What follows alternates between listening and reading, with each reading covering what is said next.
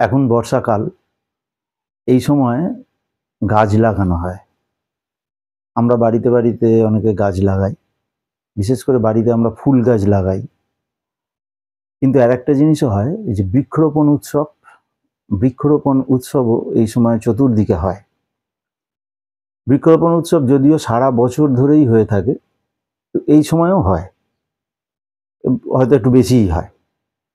কিন্তু বৃক্ষরোপণের একটা বিষয় আমরা খেয়াল করলে দেখতে পাবো, বৃক্ষরোপণ উৎসব হলো, যিনি মাননীয় অতিথি এলেন তাকে দিয়ে গাছটা পোতানো হলো, তারপর তার হাত ধোয়ার সঙ্গে সঙ্গে গাছটারও ভবিষ্যৎ চলে গেল কোথায় আমরা জানি না।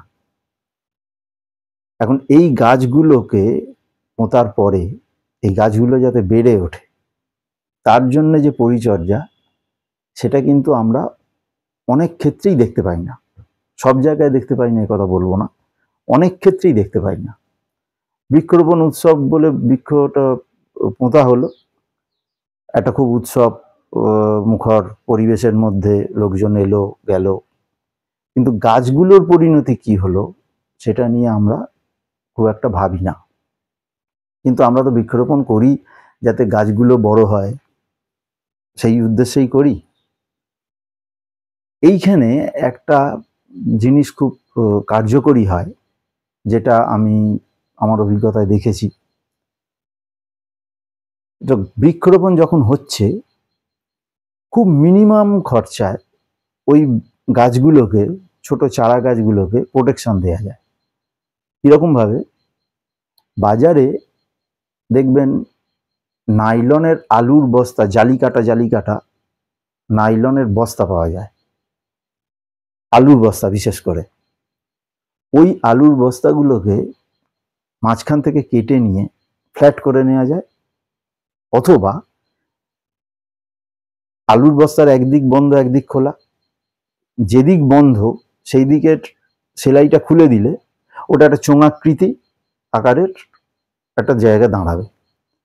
ওই চোঙাকৃতি যে ঘেরটা হলো, ওই ঘেরটাকে ওই পোঁতা গাছের চারদিকে চারটে কাঠি বা কঞ্চি কিছু একটা দিয়ে ওই ঘেরটাকে যদি চারটে কঞ্চি দিয়ে আটকে দেয়া যায়, তাহলে গাছটা কিন্তু নিরাপদে থাকতে পারে, আলো জল বাতাস সবই পাবে, অথচ আমরা পায়েও মারিয়ে দিতে পারবো না, আবার গরু ছাগল যেগুলো আছে সেগুলোও খাবে না। ও কিন্তু বেশ আস্তে আস্তে বেড়েই উঠবে, নিরাপদ আশ্রয় বেড়ে উঠবে, এবং যখন বেড়ে উঠবে তখন আমরা ওই যে ঘেরটা আছে, ঘেরটা ছেড়ে যখন তার মাথা উঁচু হবে, তখন আমরা বুঝতেই পারবো যে আমাদের বৃক্ষরোপণ সার্থক হয়েছে। এবং এতটা বেড়ে যাওয়ার পর গাছ নিজে নিজেই নিজের জায়গা করে নিতে পারবে। এইখানে এইরকম ধরনের আলোচনা আরও হবে এই ফালতু আড্ডায়। কথাটা খুবই ফালতু হিসেবেই বললাম। আপনারা এর ওপর কমেন্ট করুন, আপনাদের কমেন্টের ওপরও আলোচনা হবে।